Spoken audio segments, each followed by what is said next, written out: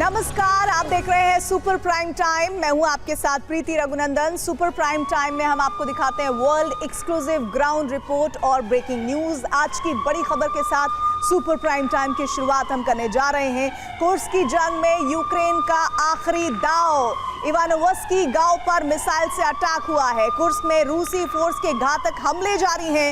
AFU के पास गिनती के हथियार बचे हुए हैं। ये अभी की बड़ी खबर है। इधर रूस के खिलाफ यूक्रेन की बारूदी गतिविधियों ने क्रेमलिन को परेशान कर दिया है, लेकिन इसका ये मतलब नहीं है कि पुतिन खामोशी से इन हमलों को सह लेंगे। पुतिन ने यूक्रेन के खिलाफ अपना बदला हुआ प्लान एक्टिवेट किया हुआ है और एक ही रात में रोस्तोव, मॉस्को, कुर्स्क और अपनी जमीन पर हुए हमले का वो बदला ले लेंगे।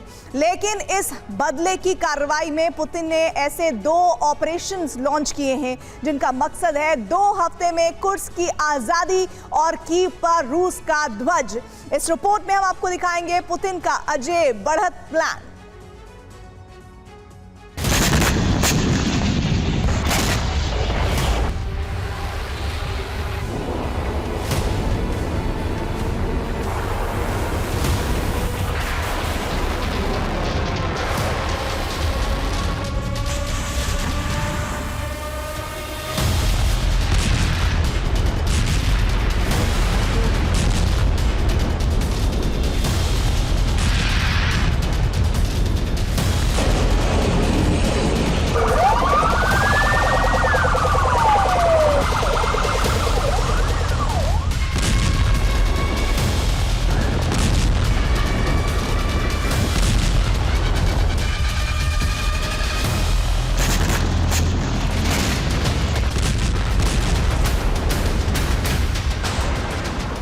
युद्धग्रस्त यूक्रेन का सबसे महफूज क्षेत्र राजधानी कीव, जहां हमला करने से पहले क्रेमलिन में विचार विमर्श होता है। अंतर्राष्ट्रीय संबंधों और रक्षा नियमों का प्रमुखता से पालन होता है।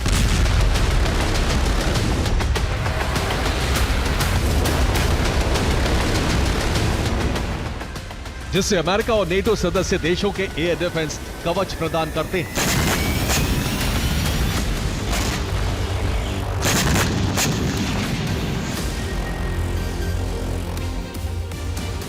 उन कवचों के सुरक्षा घेरों को भी भेद कर रूसी प्रक्षेपास्त्रों ने यूक्रेन के केंद्र को दहला दिया।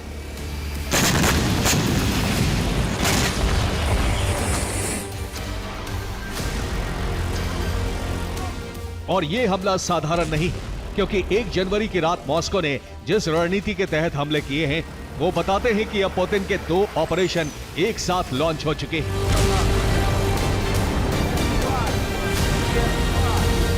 पहला है कुर्स्क मुक्ति अभियान और दूसरा है ऑपरेशन की फतेह।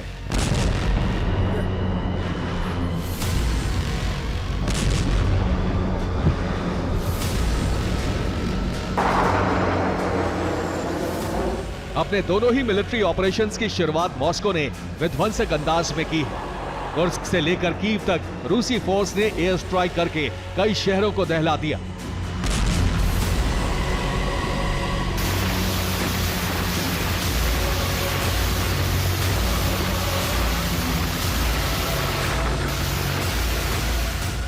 मरियंस्की पैलेस के पास तक रूस का बारूद फटा है, जो बताता है कि पुतिन के इरादों में इस जंग के 2 मकसद हैं।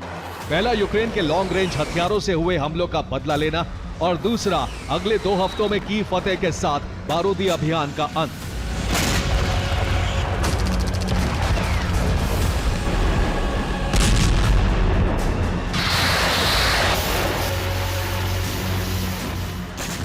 और इसका प्रामाणिक ट्रेलर है यह तस्वीर, जिसमें कीव को टारगेट बनाकर रूस ने 111 ड्रोन लॉन्च किए हैं। इन आत्मघाती ड्रोन्स के साथ ही यूक्रेन के केंद्र कीव को बैलिस्टिक मिसाइलों से भी निशाना बनाया गया है। इसके अलावा यूक्रेन की सबसे महफूज जगह मरियंस्की पैलेस के पास भी रूस के ड्रोन गिरे हैं, जो बताते हैं कि कीव में लगे डिफेंस सिस्टम को रूसी हथियार धोखा देकर ज़ेलेंस्की के करीब पहुंच गए हैं। और दूसरा चौंकाने वाला हमला तीसरी तस्वीर में है, जो किया गया है कीव के सेंट्रल बैंक पर। यही वो बैंक है जिसके जरिए कीव अभी चल रहा है। हालांकि इसमें बैंक को बहुत ज्यादा नुकसान नहीं हुआ।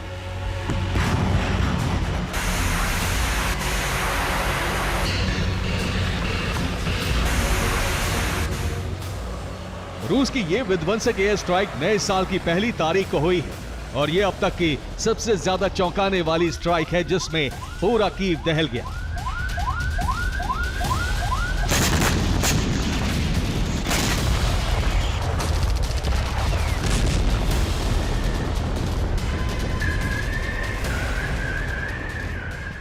टारगेट कीव के तहत रूस ने 111 आत्मघाती शाहिद ड्रोन लॉन्च किए थे।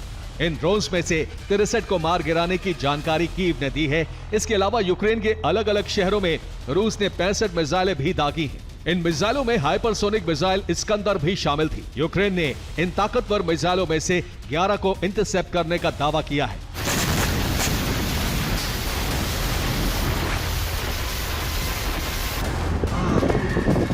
अब यूक्रेन ने भले ही रूस के हमलों पर जवाबी कार्रवाई होने का दावा किया है, हमलों को नाकाम करने का भी दावा किया है, लेकिन इन्हीं दावों से साबित होता है कि रूस ने बृहद पैमाने पर हमला किया है, जो मिशन कीव फतेह के शुरू होने का सबसे बड़ा प्रमाण है।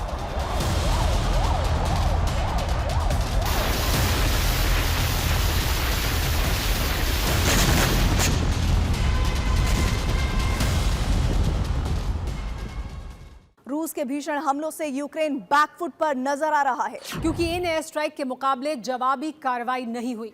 इधर कीव ने रूस पर दबाव बनाने के लिए कुर्स्क पर बढ़त बनाई है। उस कुर्स्क में भी यूक्रेनी फोर्स पर भीषण टारगेटेड हमले किए गए हैं।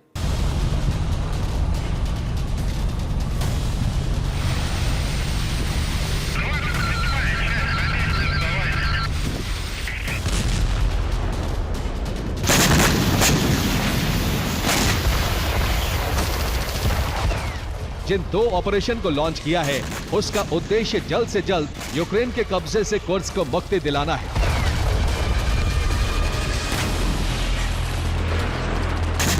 तो वही कीव फतेह के साथ युद्ध विराम की घोषणा करके अपनी कठपुतली को मारियंस्की पैलेस में बैठाना है, ताकि ट्रंप के शांति प्रस्ताव की रूस के खिलाफ जाने वाली 2 शर्तें खुद ब खुद खत्म हो जाएं।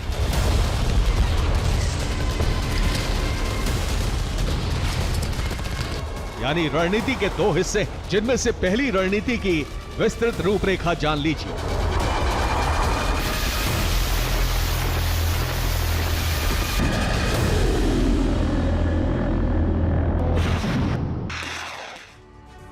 कीव तक यूक्रेन को दहलाने के लिए रूस ने अपने जिन लॉन्च पैड्स को एक्टिव किया है वो ऐसे ही हैं कि किसी भी डिफेंस सिस्टम के लिए मुकाबला मुश्किल हो जाए। अपने ऑपरेशन कीव के तहत रूस ने ब्रियांस्क, ओरियोल, प्रिमोर्को, अख्तरस्क और क्रीमिया से चौतरफा हमले किए हैं ताकि डिफेंस सिस्टम धोखा खा जाएं। और रूस के इस रणनीति के जरिए बड़ी कामयाबी उसे हासिल हुई है। रूसी हवाई हमले में सूमी, खार्किव, निप्रो, किरोवोग्राद, पोल्तावा, चेरकासी, चेरनिहिव और राजधानी कीव बारूद से दहल गए। ना तो नेटो के दिए डिफेंस सिस्टम काम आए, ना ही बचाव के दूसरे साधन। मारियंस्की पैलेस तक धमाकों की गूंज सुनाई दी है। लेकिन ये सिर्फ हवाई हमले नहीं थे, बल्कि रूस ने इन हमलों के दौरान अपने लोकल बैटल ग्रुप्स के जरिए जमीनी ऑपरेशंस में भी बढ़त बनाई है। इनमें सेंट्र बैटल ग्रुप ने यूक्रेन के जवाबी हमले विफल कर दिए। ज़ैपेड बैटल ग्रुप ने यूक्रेन की 8 ब्रिगेड पर हमले करके बढ़त हासिल की। वोस्तोक बैटल ग्रुप ने खेरसोन में यूक्रेनी फोर्स का सुरक्षा घेरा तोड़ दिया। युग बैटल ग्रुप ने यूक्रेन की कई पोस्ट पर कब्जा जमा लिया। सेवेर बैटल ग्रुप ने खार्किव में यूक्रेनी सेना पर घातक हमले किए और नीपर बैटल ग्रुप ने खेरसोन क्षेत्र में रूस में बढ़त हासिल कर ली।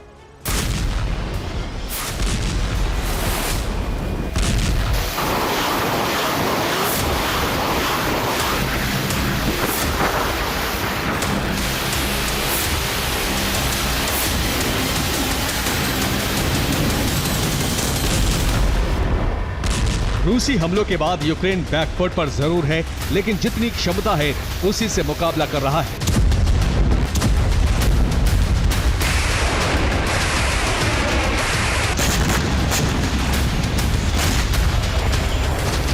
ये ज़ेपोरिज़िया की तस्वीरें हैं, जिसमें रूसी ठिकानों पर पार्टिसन रॉकेट से हमले किए गए।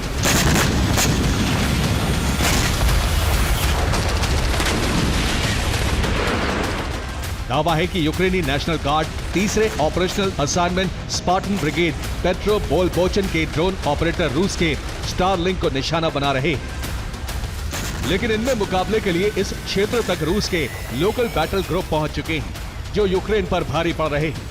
इसके अलावा यूक्रेन रूस को हुए नुकसान गिनाकर मनोवैज्ञानिक प्रभाव भी डाल रहा है।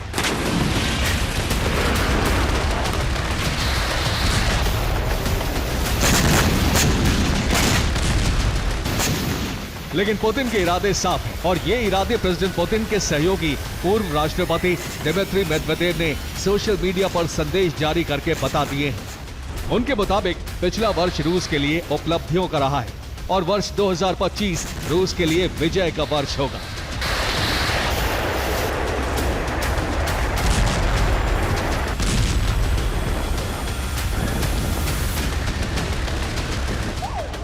जिसके मायने ये हैं कि अब कीव पर जीत के साथ ही इस युद्ध का अंत होगा। लेकिन रूस की रग कुर्स्क का फैसला अभी बाकी है, इसलिए ये अभियान कुर्स्क में भी उतना ही घातक स्तर पर जारी है, जिसका प्रमाण है ये वीडियो।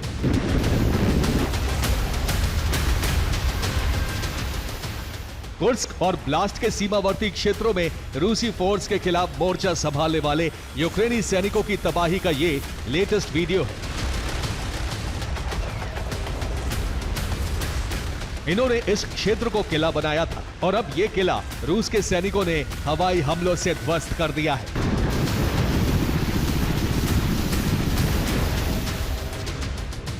पहली पंक्ति में खड़े नेटो से यूक्रेन को मिले 3 टैंक्स की कब्र बनाने वाले रूसी पैराट्रूपर्स की ताकत fibre optical controlled FPV drones हैं, जिन्हें कुर्स्क में बड़ी संख्या में इस्तेमाल किया जा रहा है।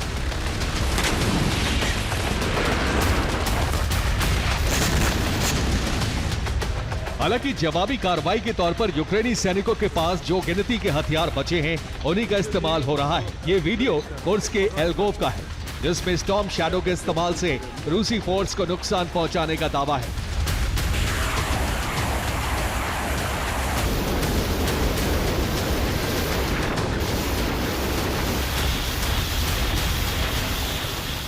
लेकिन यूक्रेनी सेना के पास ये हथियार कब तक बचेंगे, यूक्रेनी फोर्स कब तक लड़ पाएगी, ये किसी को नहीं पता। मुमकिन है कि यूक्रेनी फोर्स खुद हथियार डाल दे, और ऐसा इसलिए कहा जा सकता है क्योंकि कुर्स्क में यूक्रेनी सेना 46,460 से ज्यादा सैनिक खो चुकी है। 262 टैंक कुर्स्क में नष्ट हो चुके हैं, 143 आर्मर्ड व्हीकल भी नष्ट हो चुके हैं, 1381 आर्मर्ड अटैकिंग व्हीकल भी नष्ट हो चुके हैं, 1280 दूसरी गाड़ियां भी कुर्स्क में कबाड़ हो चुकी हैं। इनके अलावा 337 आर्टिलरी, 43 MLRS भी यूक्रेनी फोर्स गंवा चुकी है।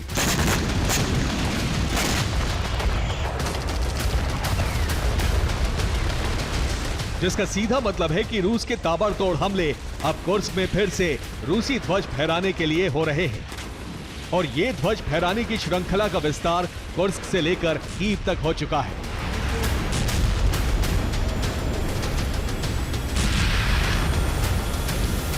Bureau report, TV9 Bharatvarsh.